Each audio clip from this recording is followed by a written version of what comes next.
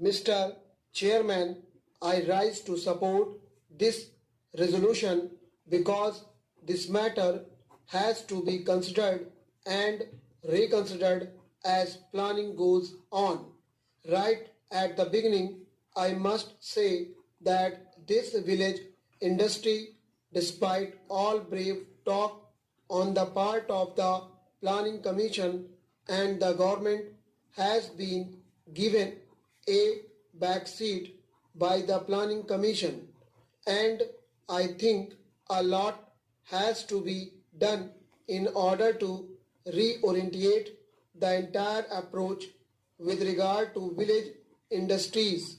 I generally agree with much of what has been said by the two speakers who have preceded me, and I should like to add a few suggestions to what they have said. Now, even when we were fighting the British, one of the indictments against the British rule was that it led to the ruination of our village and cottage industries. This criticism was absolutely justified, and the meaning of it was not fully seen at that time, perhaps as it is seen today after independence.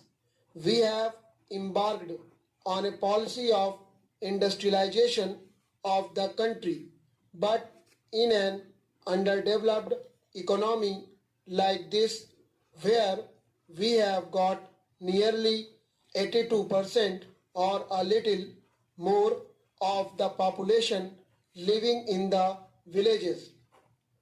You cannot have rapid industrialization merely by starting heavy industries or even medium industries in the urban areas and towns, whether they be in the public sector or in the private sector. They are, of course, important, and the development of such industries must be on a far bigger scale. That is what we stand for, but at the same time, we must embark on a policy of industrialization of the rural areas today. There was a time when capitalist economists almost took it for granted that with the development of capitalism, rural industries must go, and in fact, in Europe, in the beginning of the 20th century, we saw in Germany and other places many small scale and village industries going out of existence as capitalism grew. Monopoly capitalism, which is growing in our country, also has a tendency to crush the small and medium industries, let alone village industries, the moment rural economy is drawn into the orbit of capitalistic market.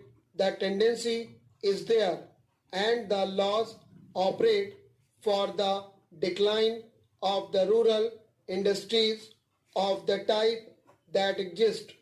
Now, this process is there in our country. Artificially, we are trying to maintain some. In the rural areas, you have